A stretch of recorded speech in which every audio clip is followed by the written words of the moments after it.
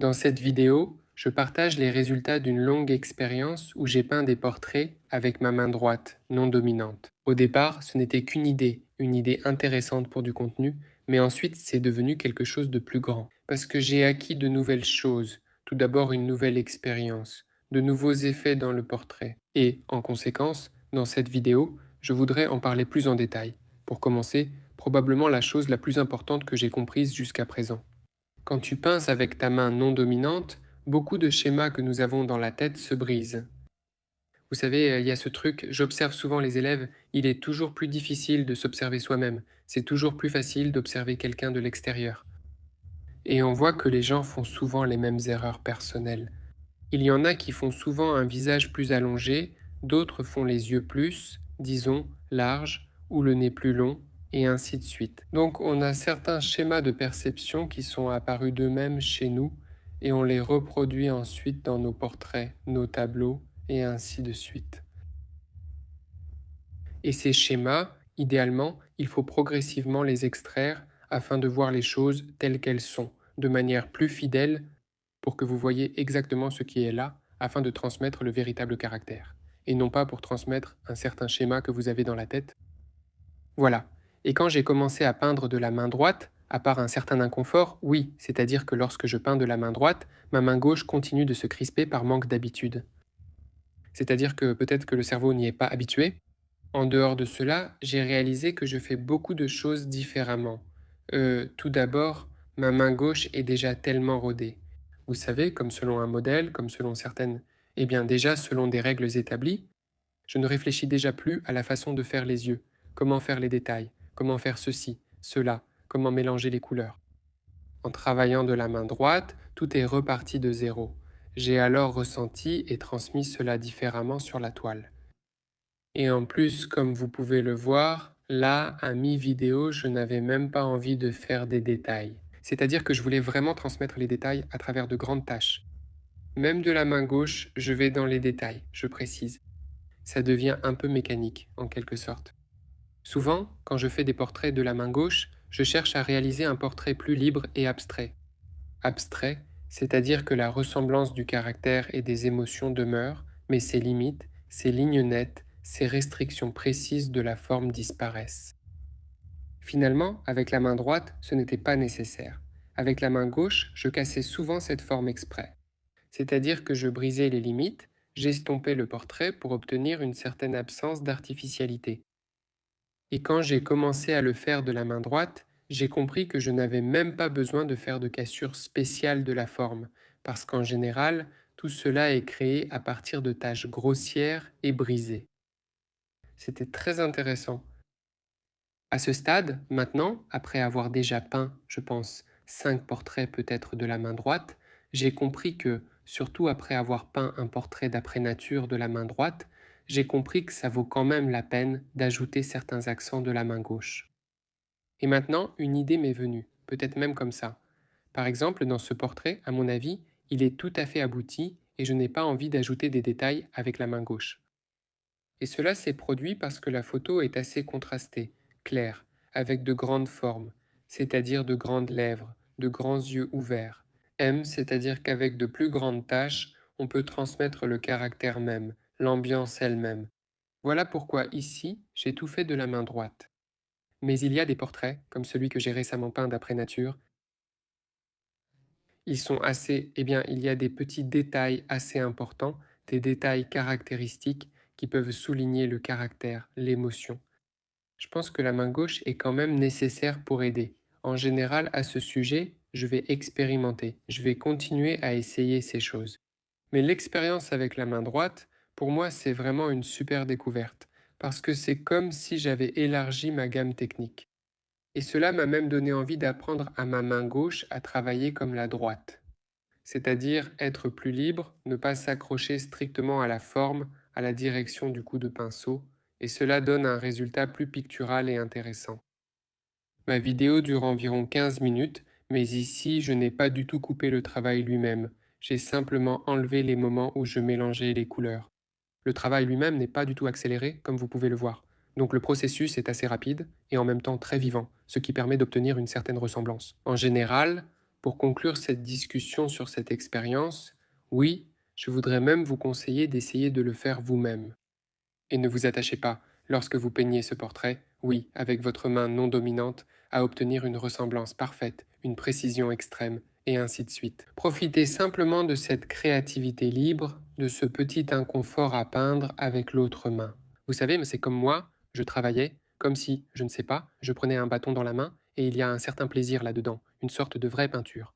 Il suffit d'essayer de saisir le mouvement, de le capturer avec de larges et riches coups de pinceau, et simplement d'observer ce qui en ressortira. C'est-à-dire, ne cherchez pas à ce que ce soit forcément super réussi, n'y accordez pas trop d'importance. Voilà. C'est très important d'expérimenter simplement, d'essayer de ressentir en général de nouvelles sensations comme ça.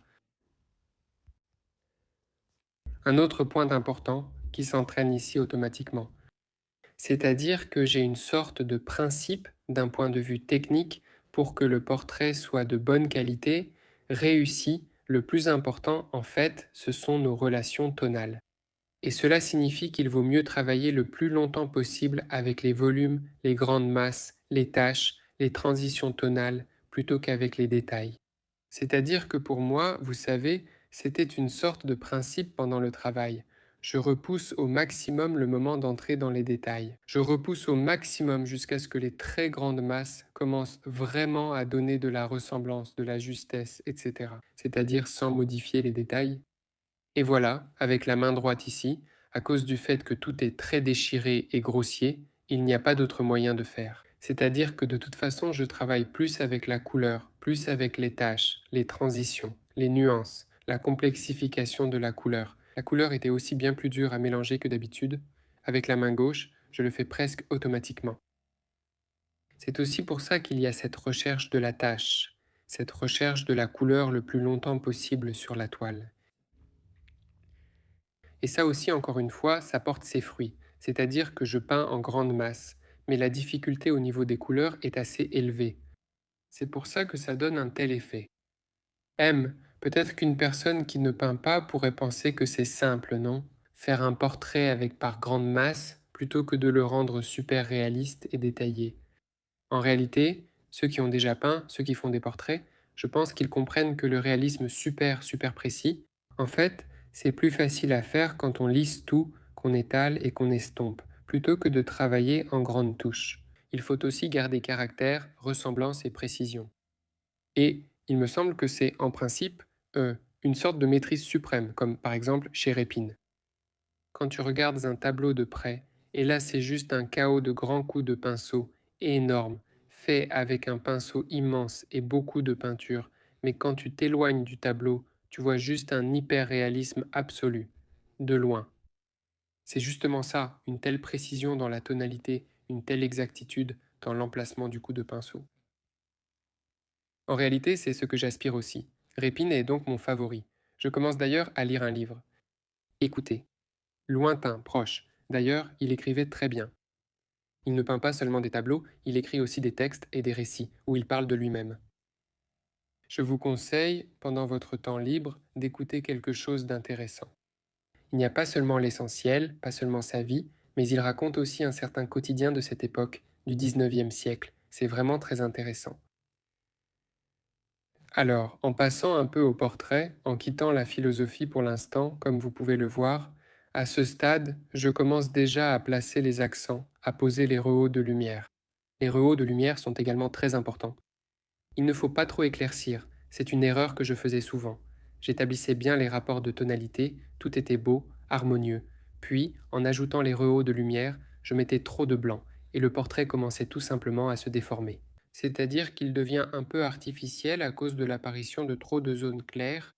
Avec les rehauts de lumière, il faut vraiment faire attention, les ajouter de façon très accentuée, il ne doit vraiment y en avoir que très peu. Il faut toujours poser la base tonale plus sombre que souhaité, car la toile blanche empêche de mettre des tons assez foncés au début. Constamment quand je travaille sur un portrait maintenant, surtout quand je veux peindre par grandes taches, c'est-à-dire que je pose la première couche, eh bien, on peut le voir dans beaucoup de mes vidéos, je pense. La première couche que je pose est, vous savez, orangée, un peu pêche. Et puis je le salis et je l'assombris quand même, parce qu'il s'avère, une fois que tout autour est couvert, qu'il est très clair, un peu terne. Et si on a posé la couleur principale en clair, il ne nous reste plus de marge ensuite pour les rehauts de lumière, et les rehauts de lumière ne ressortent pas. Et pour qu'il y ait de l'éclat sur le visage, il faut poser la couleur principale de façon assez brute, assez sombre en fait.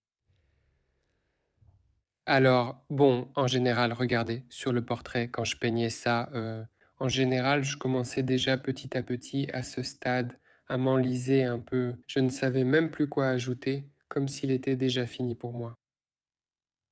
Même s'il était fait de façon assez grossière, oui, et qu'il y a des moments pas très précis, comme les yeux par exemple, il paraît tellement cohérent qu'on n'a plus envie d'y toucher. Je n'ajoutais plus grand-chose, vous voyez? J'ajoutais juste quelques détails, quelques accents, dans les cheveux, peut-être encore quelques précisions sur la forme de la tête, mais dans l'ensemble, il était déjà construit.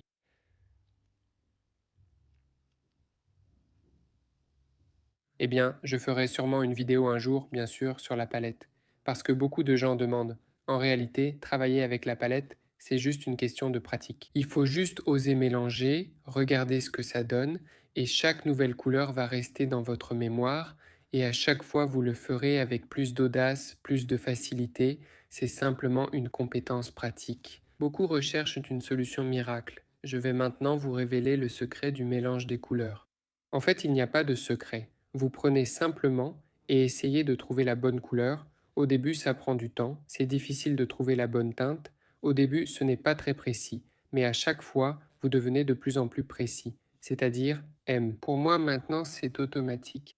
Surtout quand je peins avec ma main gauche habituelle, parce que ma main ressent déjà très finement combien elle prend de peinture, combien elle mélange, combien il faut en ajouter. C'est ça la force.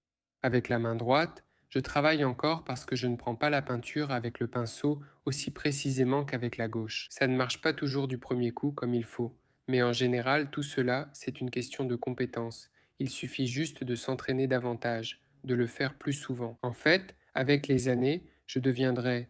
Vous savez, on me demande parfois comment avez-vous appris ça? Comment faites-vous cela?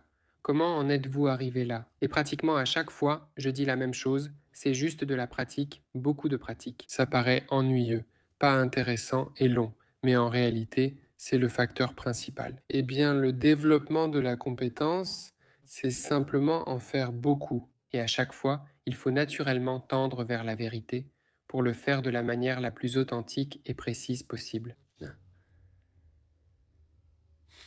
Là, en fait, j'ajoute déjà des rehauts de lumière, quelques petits détails. D'ailleurs, pourquoi j'ajoute ces rehauts de lumière? Je les ajoute avec un pinceau fin, mais aussi avec un pinceau assez épais. Les pinceaux épais, c'est parce que j'avais vraiment envie de tout faire avec de gros pinceaux.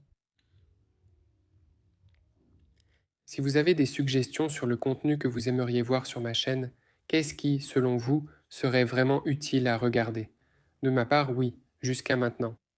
Par exemple, travailler avec la palette ou peindre un portrait. Si vous avez des idées de contenu, écrivez-moi en commentaire ou en message privé. Ce sera très utile pour moi, parce que votre retour est important. Un regard extérieur peut mettre en lumière des choses que je ne vois pas. En effet, il y a des choses importantes que je peux tout simplement ne pas remarquer en restant bloqué sur certaines de mes idées ou pensées habituelles. Voilà, eh bien je vais m'arrêter là-dessus. J'espère que la vidéo vous a été utile, qu'elle vous a donné matière à réflexion. J'espère aussi qu'il a été intéressant de voir le processus de création du portrait, le tout premier portrait réalisé de la main droite. Je vous souhaite bonne chance et beaucoup de réussite dans vos projets créatifs.